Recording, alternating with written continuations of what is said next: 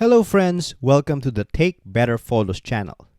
In today's video, we're going to be comparing the newly released Lens Blur tool from Adobe Lightroom to the blur tool of DXO Photolab 7. Which one is better in adding bokeh to your image? That's what we're going to find out in today's video. Before we go into the slideshow comparison, let's run through how to use each of the blur tools, starting with DXO Photolab 7. DXO Photolab 7 uses a more traditional manual process. You start off by using a local masking tool to select the area to be blurred. Then increase the blur. That's it.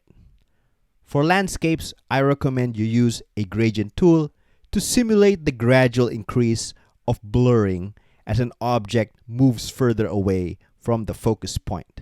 For masking errors, you can always use the erase tool to refine the mask. With regards to disadvantages, because it is a manual process, the quality of the blur depends on your skill in masking an area. You're also limited in precision when correcting masking errors, as the erase tool has no edge detection built in. Now let's move on to Lightroom.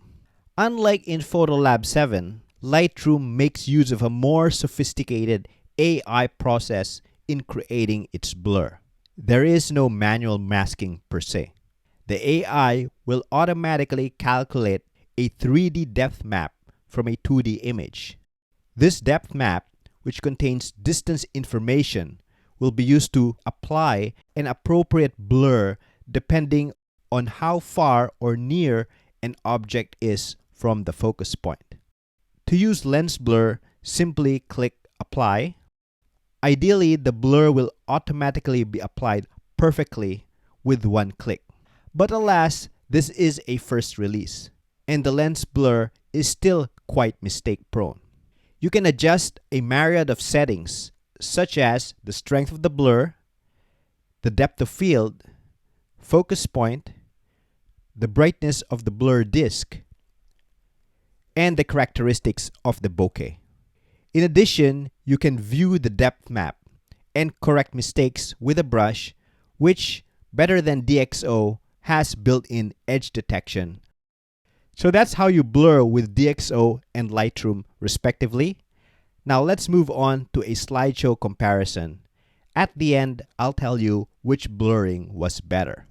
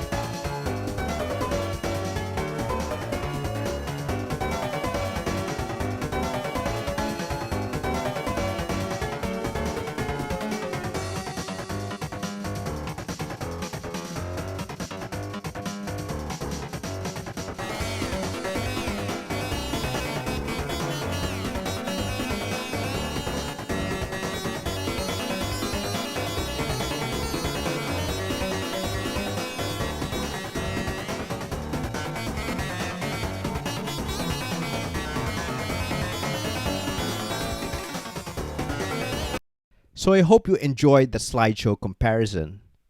As you have seen, both these apps produce very realistic bokeh and set themselves head and shoulders above other photo editors. But which one is better? I would say the winner is DXO Photolab 7 for two reasons. First, DXO's bokeh looked very comparable to Lightroom's. I do not know whether DXO uses AI to generate their blur, but it looks very similar in quality to what Lightroom produces. Second, Lightroom's lens blur was way too error-prone for even images with extremely prominent backgrounds and very clear foregrounds.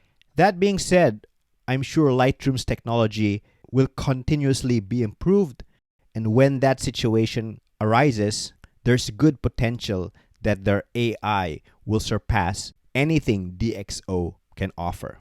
So I hope you found this video helpful.